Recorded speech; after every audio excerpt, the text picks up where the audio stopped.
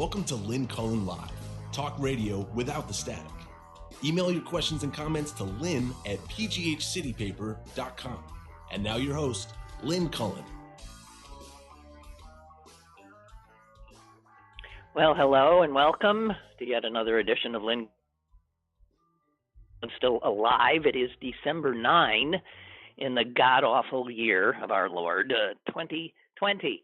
And I'm hoping that my friend Sally Wiggin is on the line. Sally, are you there? No. She's always a little late. I promised Sally today, and I'm always late. I mean, seriously, always late, which is so funny because, you know, when you're in television or radio and you're on a show, it starts at a specific time and there's no such thing as being late.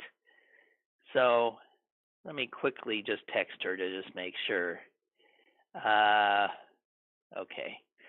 But that's Sally. She's sort of a whirling dervish of a person, and a lot going on in that prodigious brain of hers. And it is prodigious. So we'll wait. Okay, Sally. Who's got a prodigious brain? You. Oh God, yes. Yeah. No, I don't even know if I ever did, but I'm sure I don't now. I mean. No. Listen. It is true that as we age, you know, Bill, my brother, wrote that whole book about it called Losing It, as he felt his brain sort of drying up. It does. It happens. Our brains literally dry up like our skin and everything else. So, yeah, it's not as prodigious as it once was, but it started so far ahead of other people's brains that I think you're still pretty damn smart. God, you're sweet. Not nearly as much as you are. But, wait. He wrote another book? When did he write that book? What do you mean? That's an old one, Losing It. I'll give it to you. Really? It's funny. And he has another one just out, but I haven't seen it. It's only on, what is it? You can only do it on Kindle, and I, believe it or not, don't have an iPad or I have not the ability. What? It's shorter. It's my mother has. iPad? Why don't you have an iPad? Well, I had one once. It was given to me by my sister. It was like her old one or something, and you know what she I gave use it. My iPad. Do you know what I use my iPad for? I Games. use it as I use it as my television because I have. Oh, okay. It's a commercial if I say I have Xfinity. I have Xfinity and I stream it, and I literally can watch all of my television in the kitchen without having to buy a TV. That's what I use as my TV when I'm in. And then I now have decided I don't use my library, which I don't, I literally, my dining room table is full of stuff. And mine too. I'm sitting at my dining room table full of stuff. God forbid anyone should that eat. Instead of use because it's a bigger desk. Desk can't hold all stuff. It's a desk, and I don't have a desk. I mean, I do sort of upstairs, but that's not a desk I want to go to. I want to be in my, it's in my, it's the thing. And if if we were in a day and age when people were coming for dinner, God, I'd have a lot of clearing off to do here. But you just clear it off and stack it up somewhere. Yeah, but this is where I've been doing the show ever since March. Well, so it has my favorite book that he. Oh, I'm interrupting you. I'm sorry. No. You can clearly see that I don't talk to people enough, so I have lost the art of not interrupting. Not that I ever had it, but I had a semblance of knowing not to do it, and now I get so excited about being able to speak to another human being, even if it's on a phone. I can't. Yeah. I interrupt all the time, and it's one of my worst qualities. And I note it all the time. And I mean, anyone who listens to this show knows I do it, and it's awful. Finishing other people's sentences. Yeah, I think it's because brain starts working so fast you can't stop it. Yeah, and you want to fit, where you're quite sure you know what the person who's talking is going to say, that you blurted out. What an obnoxious quality. Actually, I have a friend who does that. I do. Yeah. But sometimes she finishes it wrong. And I don't mind it right, but when she finishes it wrong, I get pissed off. Oh, did I just say that? I'm sorry, I didn't mean to swear. I didn't mean to swear. Hey, you can swear. And we want to see if Sally can get through this hour without saying, I'm sorry. I'm sorry. Don't try. I mean, I'm serious. In the back of that prodigious brain, will you just squirrel that away? Because Sally has it's a very female quality, but you have it as a particular affliction. You apologize constantly. Speaking of females, did you see Forbes list, top 100 list of women, powerful women? They're having their big due today. It's going to have to be virtual. Came out this morning. And guess who was on the top of the list again? I think she's been the person on top of the list for several years now. And the guy from Okay, wait, but tell me whose list again are you saying? I didn't hear that part. Forbes. Whose list? It's Forbes. Oh, Forbes. Okay. List of the 100 most powerful women, and they have another list of the 50 over 50. Because a lot of these women are over 50, and quite a number of them are over 55. Does it have women in the United States or in the world? No, in the world. And guess who's number one of the entire list? Angela Merkel. Yes. What? Yes. Yes. Sure. Yes. And she's she is at the top of that list for quite some time now. She's amazing. She's exemplary. She actually filled the void that was left by us. Global leadership. Mm-hmm. I know. Yep. Yeah. Hey, Sally's been. I've told people that you have been being such a great friend in my invalidism or whatever it is, and have been walking my dog often. And so when Sally came to get the dog yesterday, I said, let's try to do an hour in which we don't talk about what we always talk about. I don't think that's possible. Well, that's what you said. I don't think that's possible. Anytime I talk to anybody, that's what we're talking about. And need I say what we're talking about? It'd be either pandemic or Trump. Okay, those are the two huge topics, and invariably they're the topics that I'm talking about during this show. And I'm sick of it. But when you said, I don't think we can do it, after you left, I thought, my God, I really think we've forgotten how to just talk about, everything else in the world. Like, have a conversation for an hour and not talk about that. But that's restricting freedom of speech. Oh, there's no freedom of speech on my show. Let me argue this point.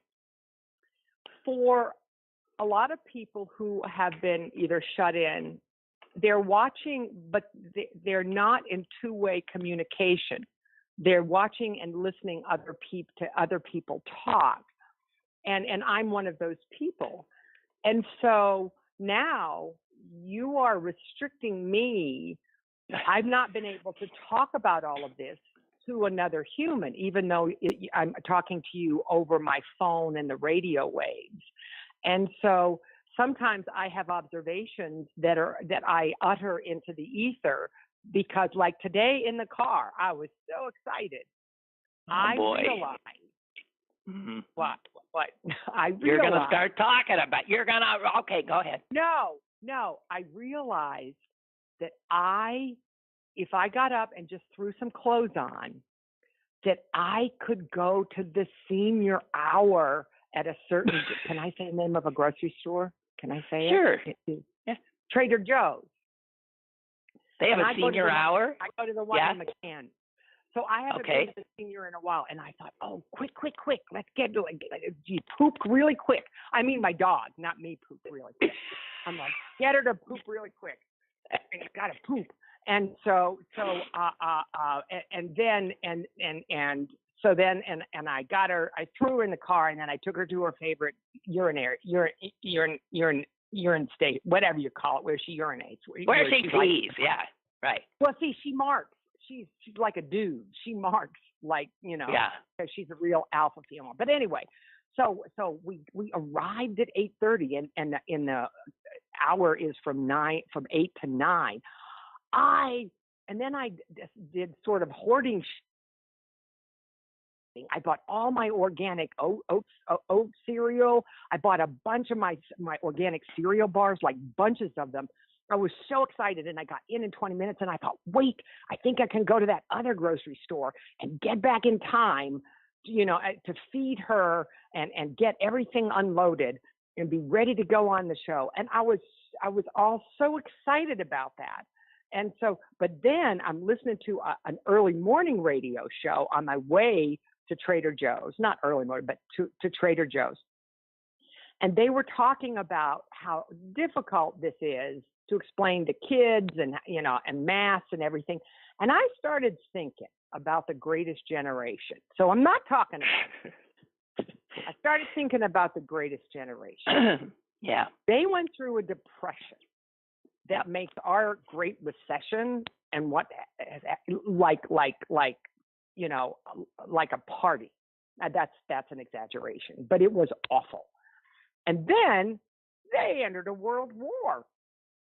And who knew? I mean, you look what the British went through. And then let's pull up the Holocaust. And some of those people are still alive. And we have the gall to complain about wearing a mask and staying inside. I'm not discounting the millions who have died. Don't get me wrong. I'm not. It is extraordinary. This is once in a century.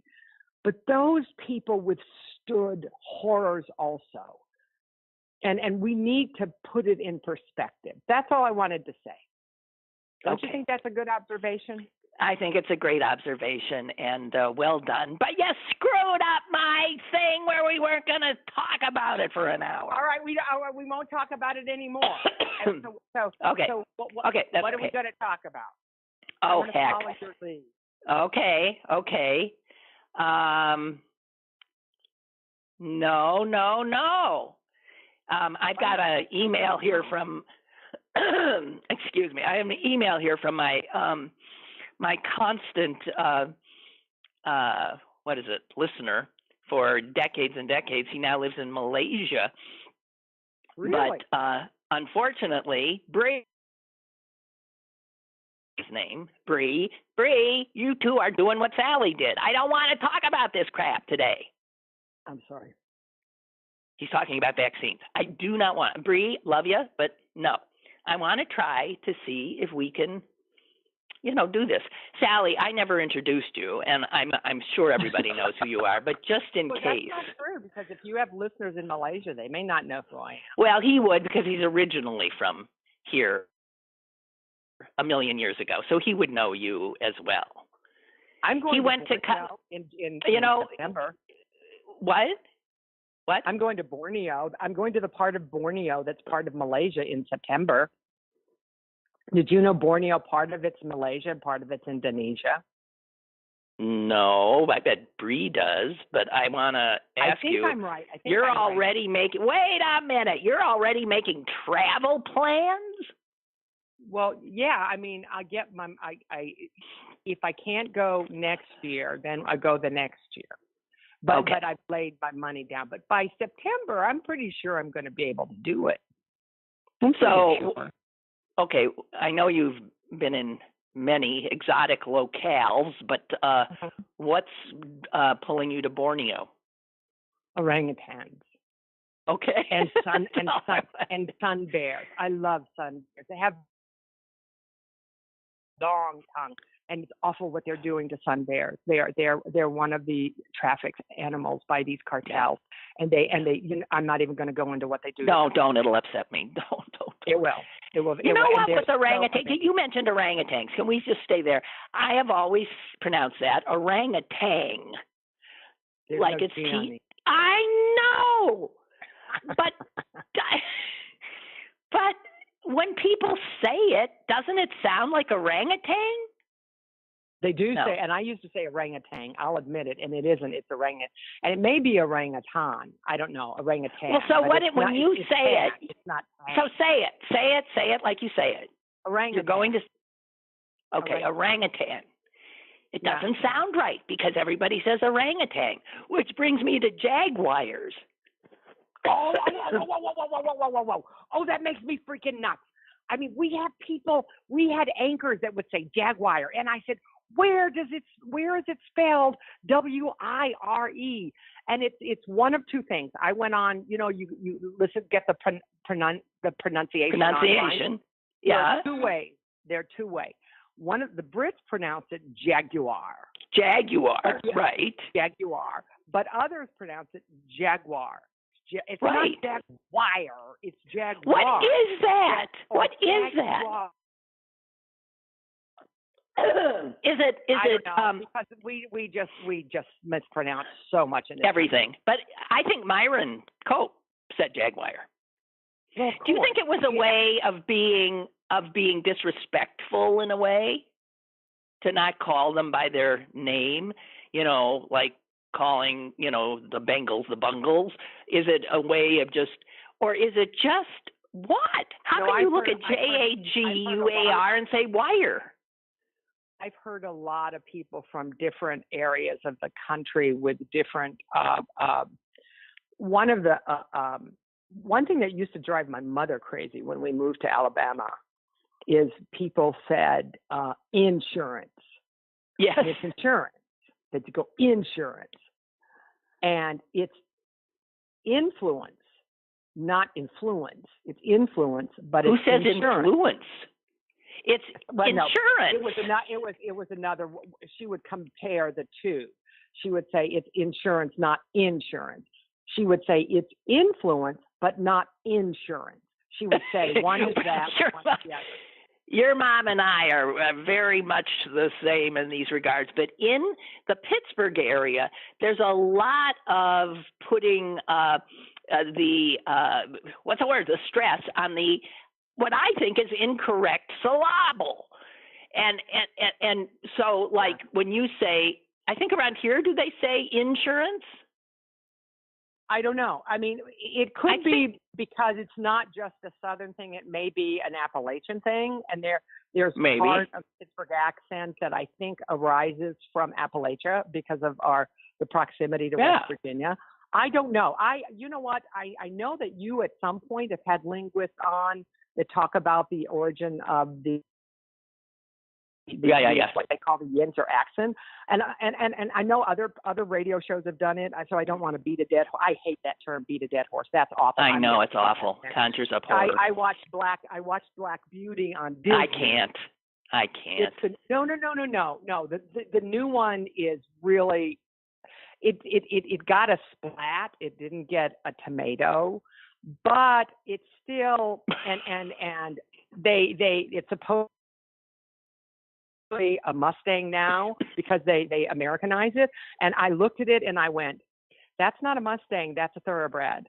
And so then I went online and I read a review by a writer for Horse Nation, and she had the same thing. So she looked, and in fact, they did use 4 different thoroughbreds, but it still made me cry. But then I said, you know what? I'm going to watch the 1994. And there are a lot of British actors that have become very famous since then who were in this film.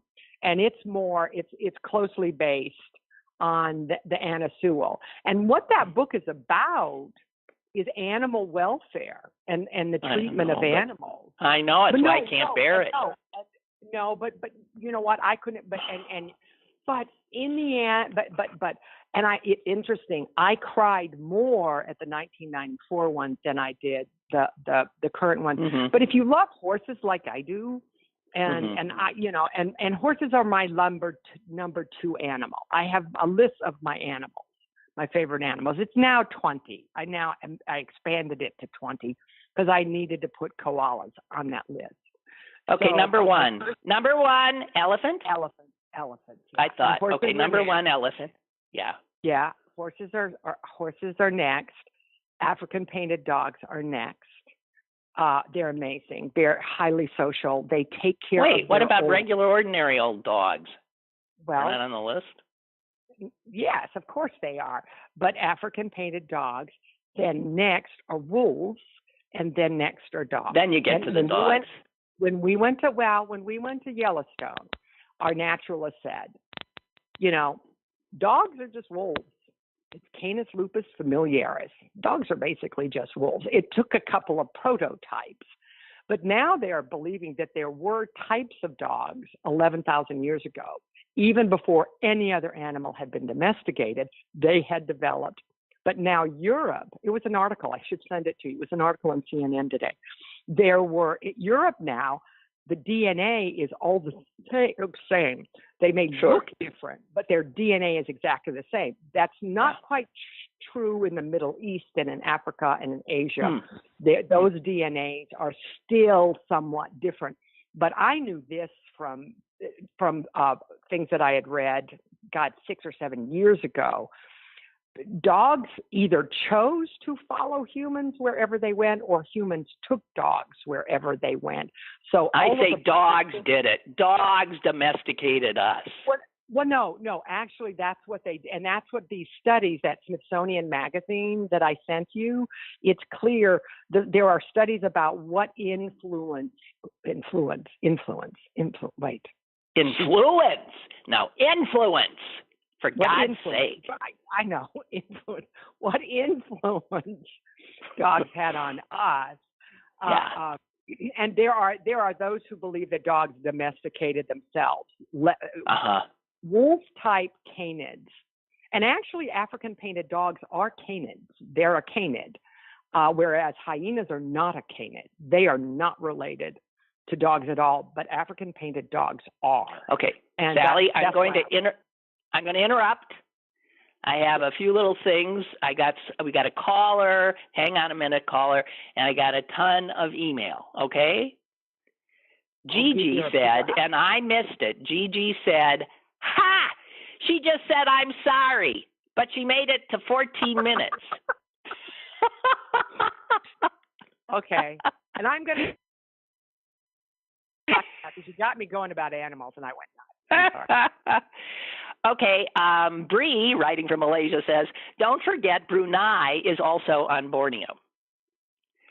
Oh, it is. That's right. And Brunei's an independent principality, isn't it, or a state? I don't know.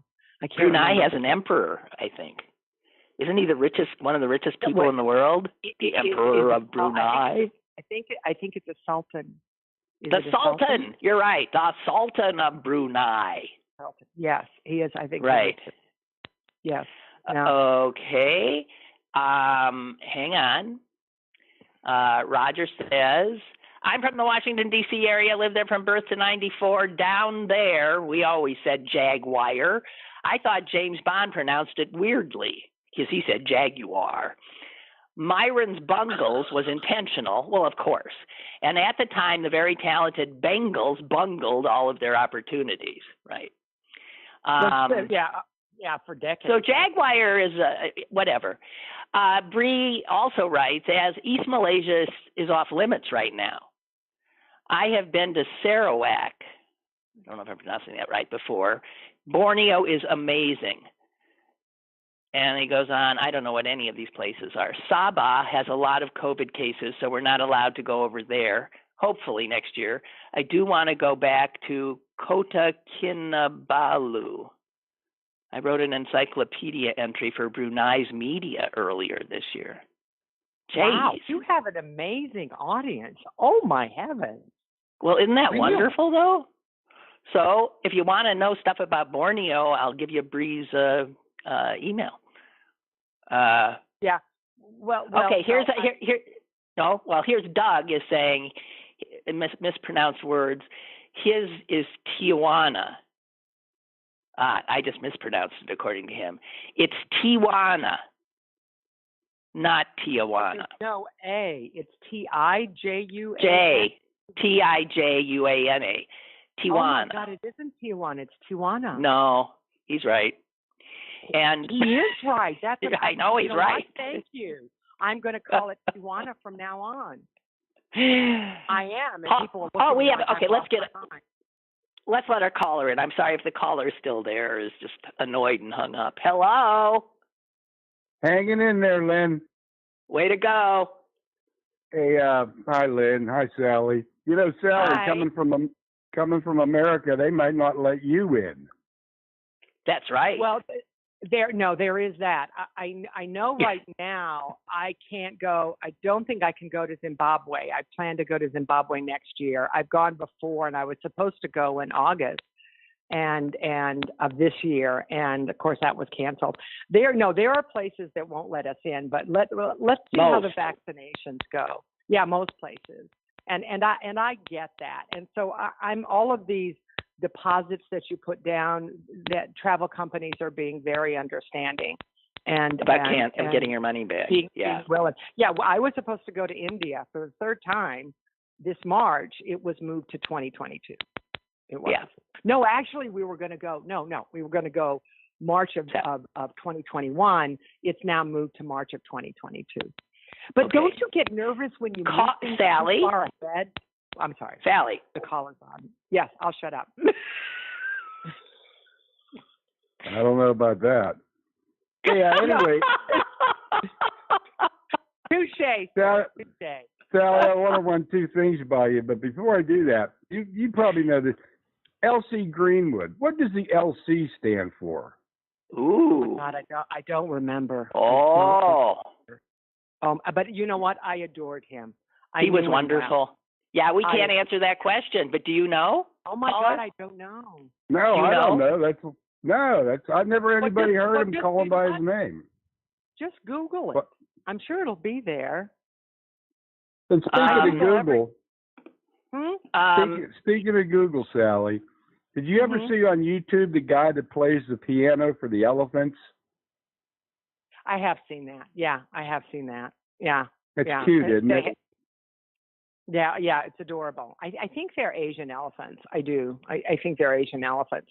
Yeah, I have seen that. And okay, and one last thing. Did you ever see Animal Planet Orangutan Island? No, I've heard of it. I may have, because I used to watch Animal Planet a lot. I haven't.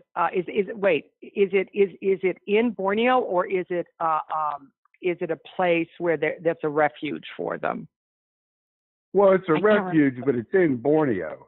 It's in Borneo. What they do is they take orphan baby orangutans, and then they, teach them how to go back out into the woods. You got to watch this, Sally. I thought it was one of the best shows on TV. They got these orangutans. One's called Sheriff Daisy. Another one's Chen Chen. The leader of the gang is a guy named Hamlet. But and they just follow these. You're reminding me that I have seen it. I'm going to see if it's still on. It probably isn't. But actually, it's funny. I mean, it's good that you brought that up. We are visiting that rehabilitation site and going to do a little bit of work with them. So I'm excited. Yeah, I think it's something like Nuaro Mende, something like that. Yeah. Nuaro Mende. Okay, hey guys, can I break in? No. Because you first brought this up. It's about LC Greenwood, okay? Yeah. Okay. LC was not his name. He was born Henderson Greenwood. And he told Roy Blunt that LC stood for Lover Cool, but later insisted that the letters didn't stand for anything. How in the And world? what was his original name? Henderson. Henderson Greenwood. So he would say his name was L.C. Henderson Greenwood. That's what Wikipedia says his name is, but I don't know. He lived right around the corner. Right around the corner from me. Oh yeah. What? Yeah, he had a beautiful home there. Yeah. Beautiful home. I used to see him often. We shared the same chiropractor, and LC was so much pain, so crippled. Yeah. We'll have to start calling you LC, Lynn. Well, that's true. Maybe it stands for Lynn Cullen. Lynn Cullen Henderson. That's very fun. His hands. All right. Will you check out that Animal Planet, Sally? And I'm hanging up. Goodbye. I will do that. Thank you so much for reminding me. I will find it. Great. Okay. There. See? You're doing very well with the not apologizing, by the way. I didn't even know that I did. No, I didn't know that you did either. But like when I told you to be quiet because we had a caller, and you just sort of, and you said I'll try or something, and he said something. I thought, oh, here she's going to say I'm sorry, and you didn't. Well, it's not. So it wasn't conscious. It wasn't. No, it's just great. Well, good. So maybe whatever. Paul writes, I'm loving the fact that you and Sally are doing your best not to talk about that crap that everyone tends to. Well, it's sort of overwhelming our lives. There's a reason we always are talking about this. He says, I woke up this morning to find a porta-john right in front of my house. Listen, if that's the worst of your problems, okay. The city has just begun work on sewers. I went through that earlier during the pandemic. And I am the blessed one with this crap in front of my house. How horrible is this, Paul? In the scope of what people are dealing with, it doesn't even rate. I like porta-johns.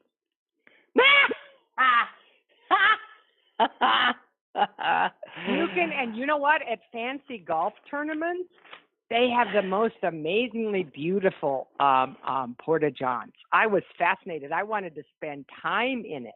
It was amazing. God almighty. You know, I did not ever introduce you. Sally. Oh, okay. We're halfway through, and I still haven't introduced you. Sally Wiggin was a ubiquitous, I said was, a ubiquitous, what would be the word? Somebody who's always there. Ubiquitous fixture on Pittsburgh television for 40 years. Almost. You know what? It's funny. It says 38, but it was from 1980 until it was 1980 March. Yeah. And I retired in December of 19. No. Of 20. 2018. Of 18. Oh, so yeah, it's technically it was 38 and a half years. You round up. Over 38. Yeah, over 38. Yeah, round up. Almost 39. Almost 39. Almost 4 decades. Well, almost 4 decades. Yeah. So how you liking your retirement? Not that it's a normal one because of. I love it. I know. I really love it. Yeah. Oh my! You know I do. And my brother-in-law said you were so less stressed. He said you used to just start screaming about things, and now you don't do that as often. Although I started screaming about about the Greatest Generation and how they knew how to suffer. No, but listen, I mean, look at that's a comparison that is pretty hard to ignore, and exactly. I have said that as well. I bet you have. But let's not go down. We're not going to talk about that. But no. It's just that it is not a business in which it's easy to become older. And I mean, particularly on the local level, surprisingly. On the local level, it's actually, I think, more difficult to get older. Probably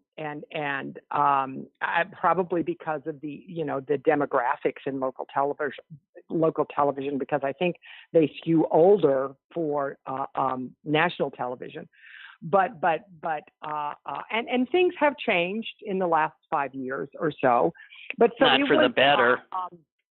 But I would have to tell you that it was one of the reasons. I mean, I'm very grateful to everything that happened because of the business.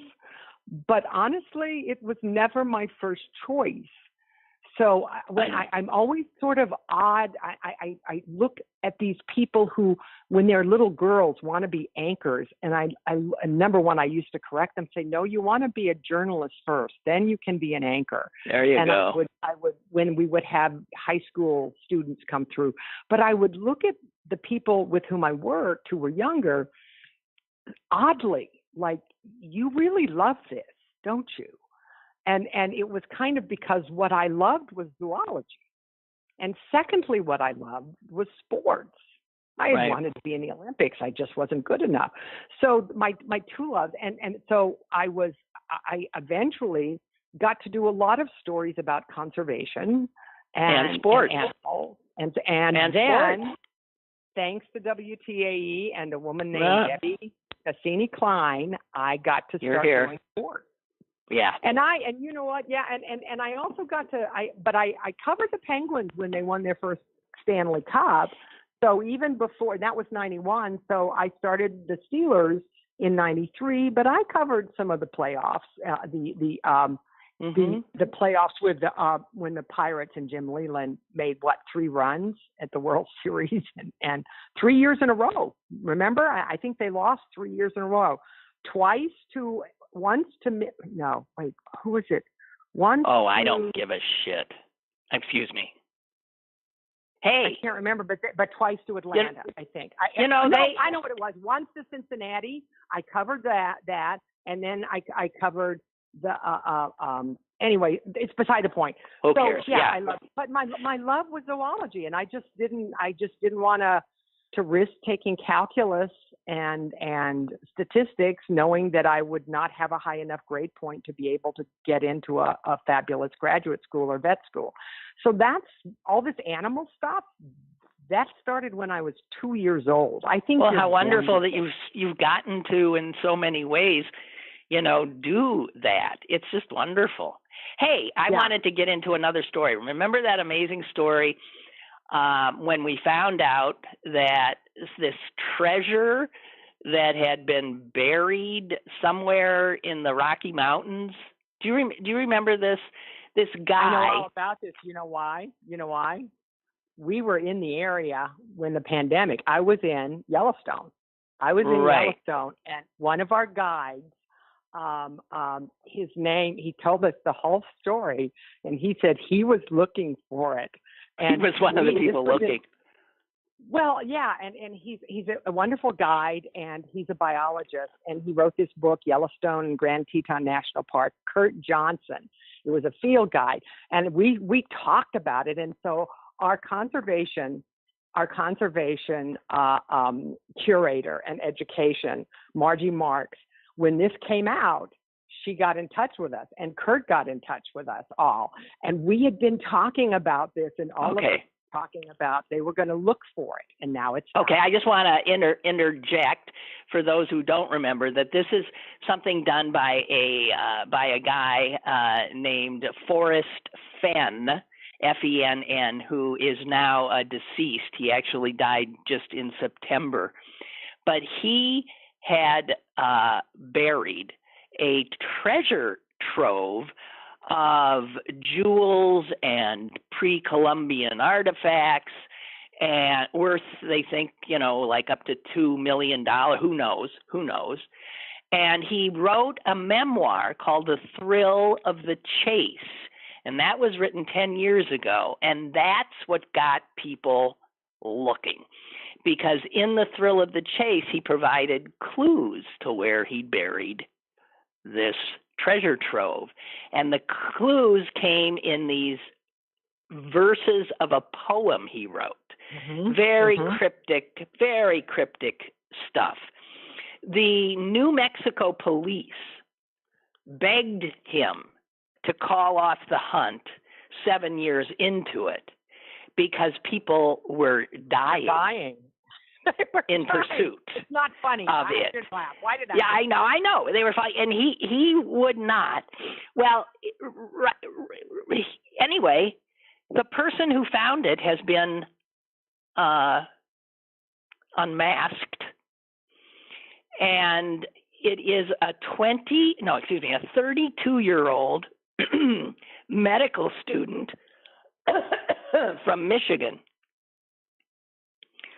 Who had, he says, has a lot of student debt. So he ain't going to be hanging on to it. He's going to be selling it and retiring his debt. He said, did you see that this woman is suing him? Yes, and the reason he became, some woman. I just want to punch her in the face.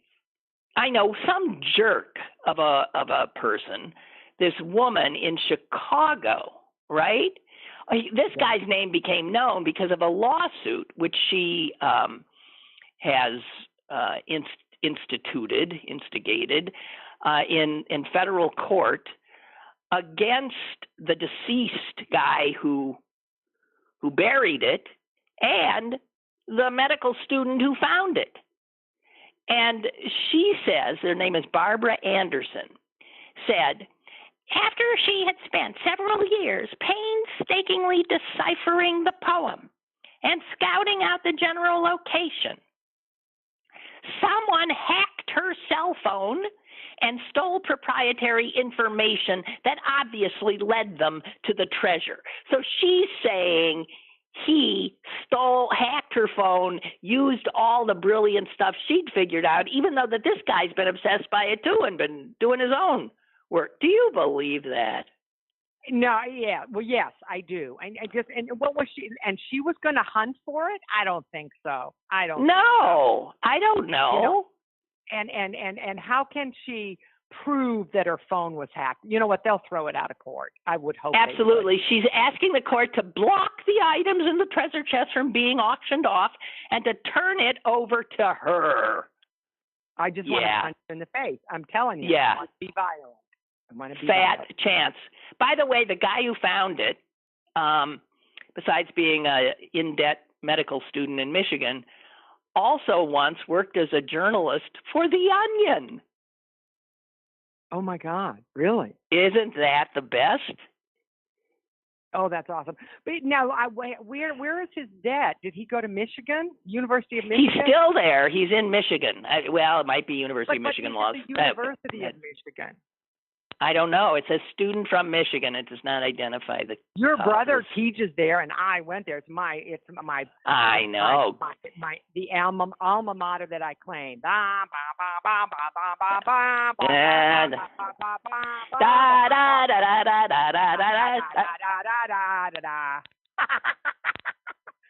I'm sorry. It's a good song. It's a good song for it. It's the best fight song. It was rated by a music department at some major university to be the best of all college fight songs. I'm serious. Well, it really is, because it really gets you. It gets you going. It does. It is. It's very absolutely correct.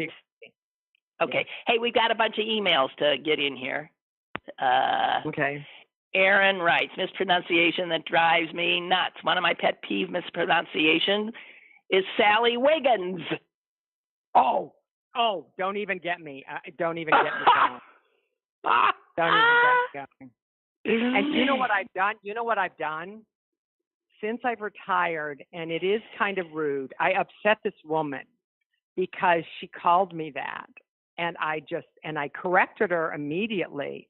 And she told somebody who was a mutual friend that I was really rude and mean.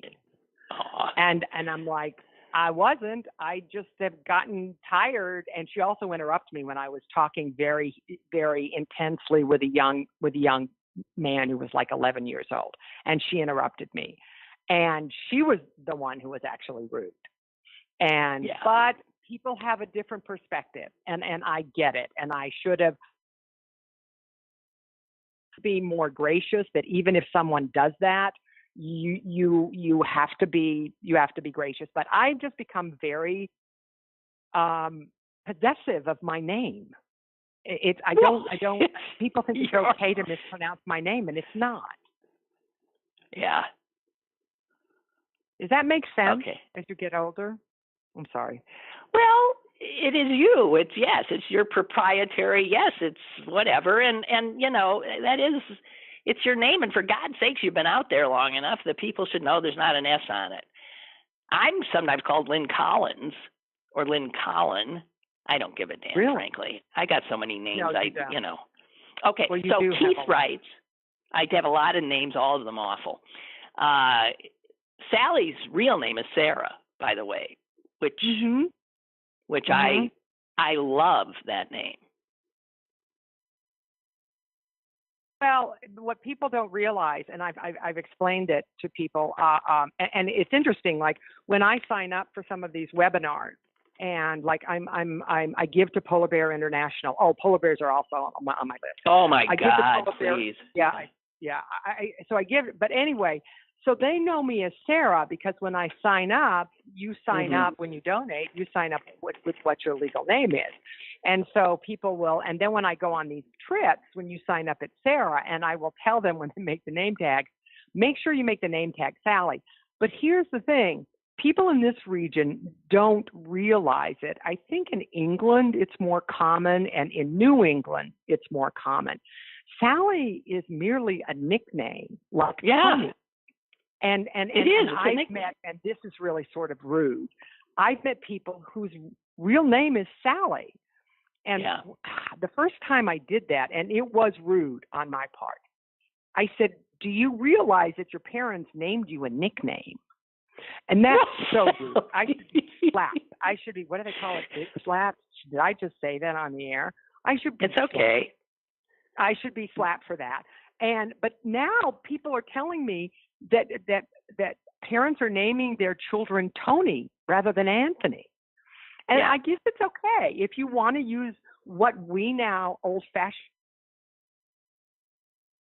names as their names. Well, let's just cut to the chase, right? Because people get named something and then the name is never used. So why not go right for what people are going to end up calling them? If you're naming a little boy Anthony, but you're going to call him Tony, then name him Tony. I'm old-fashioned. I like having a name. The name Sarah was named after a great-grandmother.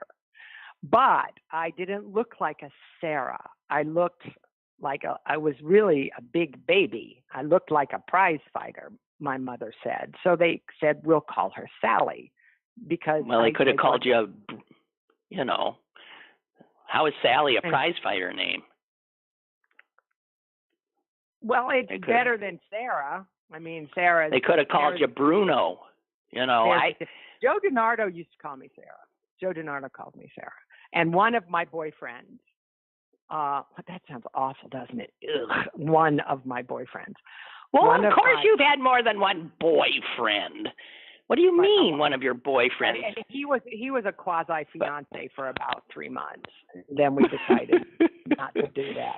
Okay, let's not. Yes, of course. I think I can keep track. I'm going back to my email. All right. Keith writes, words I never thought I'd type, but it's 2020. Here is some of the words. Sally Wiggin is spot on about porta-johns.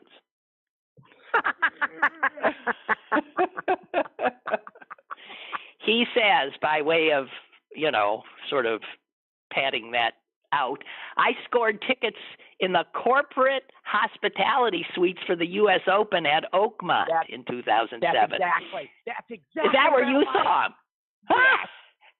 So he says, when nature called, I ventured into the temporary restroom set up and thought, holy hell, This is nicer than my home bathroom. Yes, exactly. Touché. That's exactly what I was talking about. Those exact lines. Yeah, but that's not like the one that's parked outside of who wrote that? Paul's house. That's not one of the fancy ones. No, okay. No. Barbara writes, here's another mispronunciation that drives me crazy.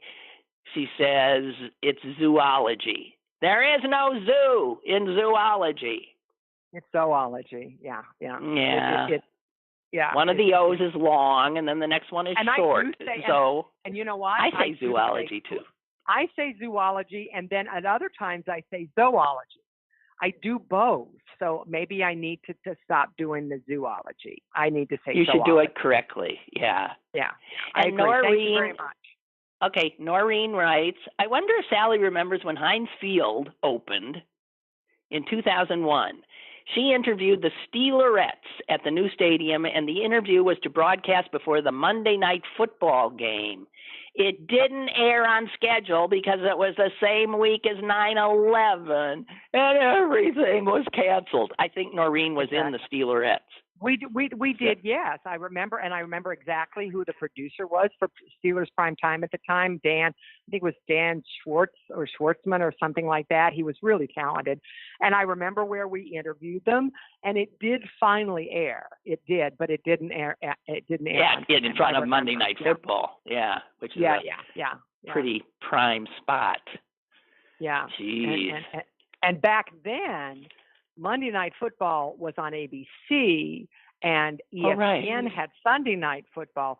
Then, I think a couple of years later, ABC let go because they owned ESPN. When ABC bought ESPN, or Disney, ABC bought ESPN, then NBC took over Sunday night, and ABC had ESPN, so they didn't want to be in football anymore. And so ESPN got Monday Night Football. And what people don't realize, the Hearst Corporation, which is the parent company of WTAE, owns 20% of ESPN, always, and has never let it go. So we were able to take the Monday night ESPN game and put it on our air, but we had to preempt what ABC programming was, and ABC was not happy about that. So but you put on the game as opposed to whatever was airing on ABC. Yeah. And the date, the date would have been what? 9 what? How long after 9/11? Oh, yeah. I mean, it would have been, after 2001. I think it was in 2002 or 2003. Whenever, let's put it this way, whenever Sunday Night Football went to NBC, what they did, they bought what was ABC's Monday Night Football and moved it to Sunday night. And that's when NBC Sunday night started. Go look up when that happened. I don't know, because I'm just saying, so if 9/11 happened in 2001. 9/11 happened in September. Okay, and Heinz Field opened in 2001. Yeah. What is the Monday? I mean, if somebody has a calendar. So TAE, so all programming was about 9/11, I would imagine. Right. Everything sort of got scrapped. Right. Yes. And TAE bucked their network to do, wow. No. I'm talking about what happened over time. I'm not talking about 9/11. Whoa. Oh, no. I'm just talking about that's how it all played out once NBC stepped in, which I think was in 2002 or 2000. I'm sorry. No. That's what happens when I don't listen. No. Well, no, I wasn't explaining it. I wasn't particularly lucid. That is not true. So, let's see. We've done pretty well, haven't we? Oh, my God, it's almost 11 o'clock. Yeah, have we not done well? And we did it. I think we did. Well, we haven't finished. I think we did. Yeah. I have a few things here, but they all get a little dark, so I'm not going to get into it. So we do have. What's wrong with dark? I'm okay with dark. I love dark. No, we want to give my audience a break. This show is so dark all the time now; it's unbearable. So here's a question: when you are watching all these streaming things, do you watch, here's a question to your audience, do you watch dark or do you watch lighthearted? There you go. Okay, well, okay, and wait. I have to confess. I have enough. There's enough dark. There's enough dark in our lives. Why would you go and do more dark? But lighthearted doesn't fit my mood either. I think dark is. I do watch some romances. I do watch on Netflix A Wonderful Romance. It's based on a series of romantic novels. Okay. I like it. Okay, we have a caller. I'm gonna let the caller in before we run out of time here. Hello. Hey, Lynn, it's Jonathan. Jonathan. You know, to sit here and listen to two women I have a crush on, boy, this is very difficult. Is this a Jonathan? Is this a Jonathan? I think it is. It is. Probably. How are you, Sally? I'm well. God, how are you? Wonderful. Sally, you're so terrific. And Lynn, I don't know if you know this, but when I'm a little bit younger than Sally, and we used to live in the same apartment building. I lived with my Yes, I do remember this. Walnut Street. Yeah, on Walnut. Yeah. Oh my God. I remember one day I was getting the mail, and there was a little mail table there, and I saw Sarah Wiggin. I thought, I thought I knew a huge secret. Her real name is Sarah. I was dumbfounded. But it is. God, it's a beautiful funny. name. It's one of my daughter's middle names, as a matter of fact. Middle. I love that as a middle name. Oh, that's wonderful. Yeah. Sally, I'm remembering that apartment. And did you live on the first floor, but you walked way down to the end of the that main corridor, and you were on the left? Was I on the first floor? Is that the one? Is that the one that was close to where Highland comes into Walnut? Right. Yeah. I moved. That was the last apartment I lived in until you I don't bought even the remember, house, which was around the corner. Yeah, I do. I don't remember the first. It had these glass blocks that were like back from the 50s. Yeah, is that right, Jonathan? Is that right? That's right. Yeah, it's a late Art Deco building. There's an apartment building next. I'm really into Art Deco, so the one next to it is Art Deco. But I lived there from the time I was about 3 months old till I was 25. So I was practically a lifer there. No. Wow. Yeah. Yeah. And but I love that. Well, I grew up there. And as a matter of fact, it's interesting. Interesting to me, there were a lot of kids when I was growing up in that building, and they were all girls except for me. And ever since then, all of my best friends have been women. Always. It just, set that in motion for me. Well, that makes sense. Yeah. I think that's lovely. It's so hard to find. Yeah. Go ahead, sweet. No, you go. No, I'm the referee here, and you go, Jonathan. You've still not gotten out what you want to get out. Okay. Yeah. No, I did. That was one thing. The other thing, as far as adding the S to Wiggins, which it drives me nuts. It drives Sally, your two biggest fans, Mikey and Big Bob. It drives them nuts when people do that. But it's a Pittsburgh thing.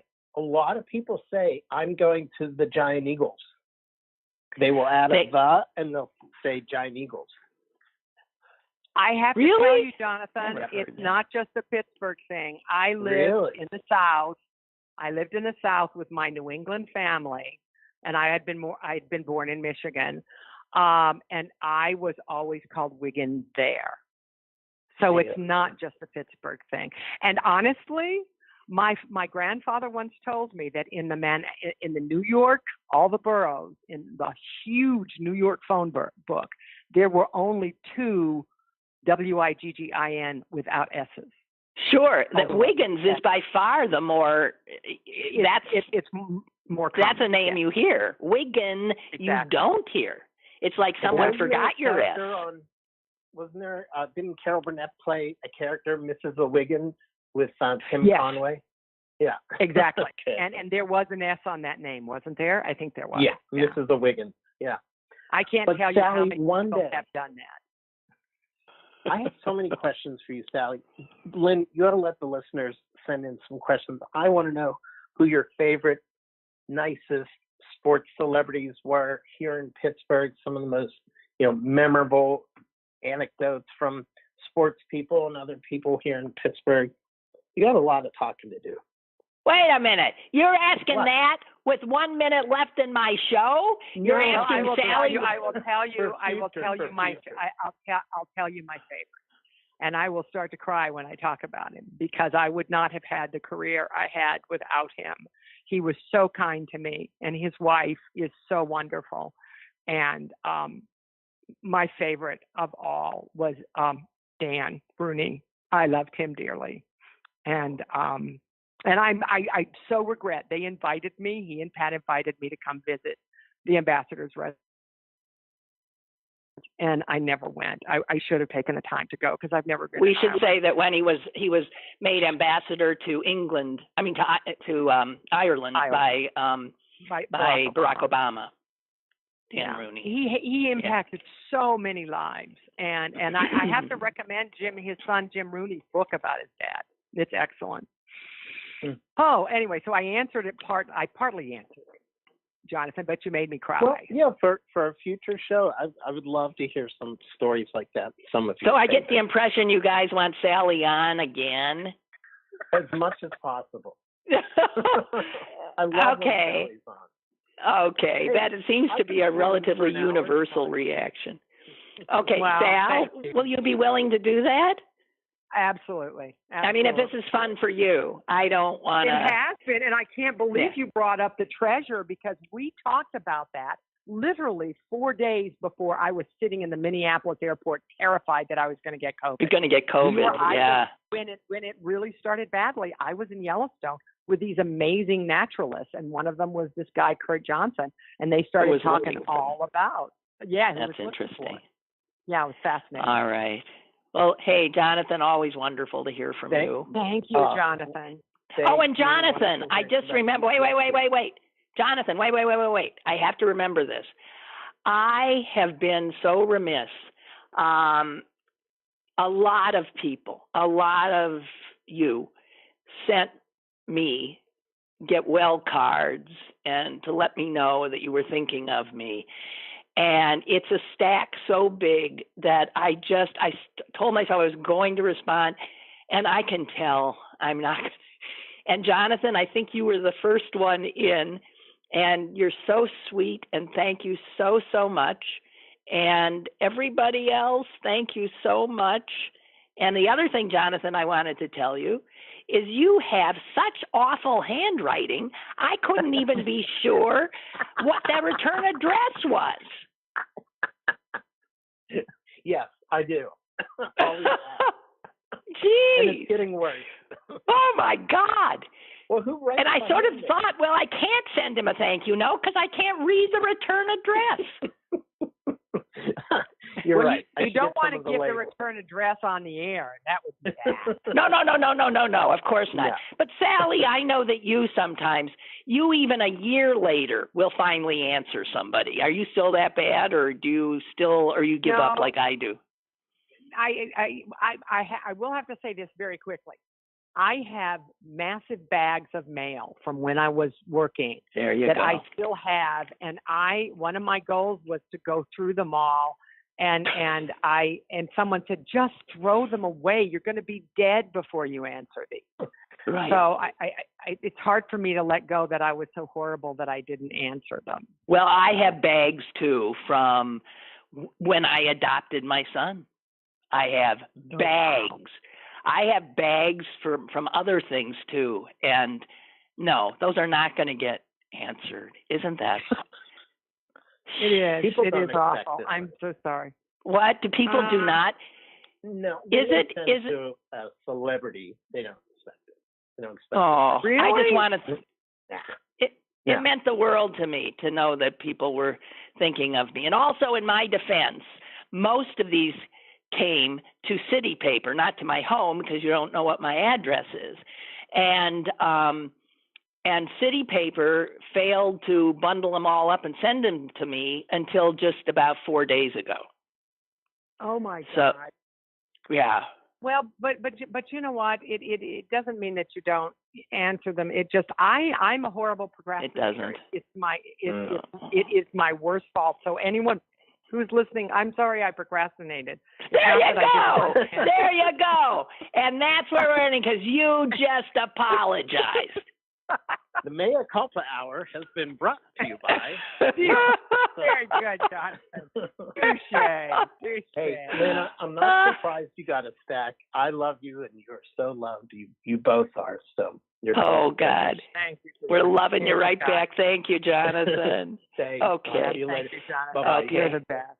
Bye, Sally. We gotta stop. We have to hang up. It's 11:05. We need to stop. So I'm gonna hang up right now. Okay. And thank you so much. Bye. I love you. Goodbye. Bye. It was fun. Thank you. I'm smiling. Thank you. God, how long has it been since I smiled and laughed through a show? Oh gosh. All right, guys, we got one more for this week. I can't promise you will smile and laugh through it. And I do promise that I'll have Sally on more because that was fun. And I don't have to talk anywhere near so much. I love it. Be careful, and have a good day. Bye.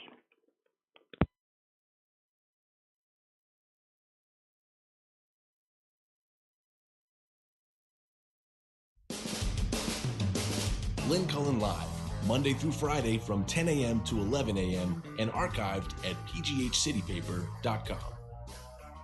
The opinions expressed on Lynn Cullen Live are those of the host and do not necessarily reflect the viewpoints of Pittsburgh City Paper or its advertisers.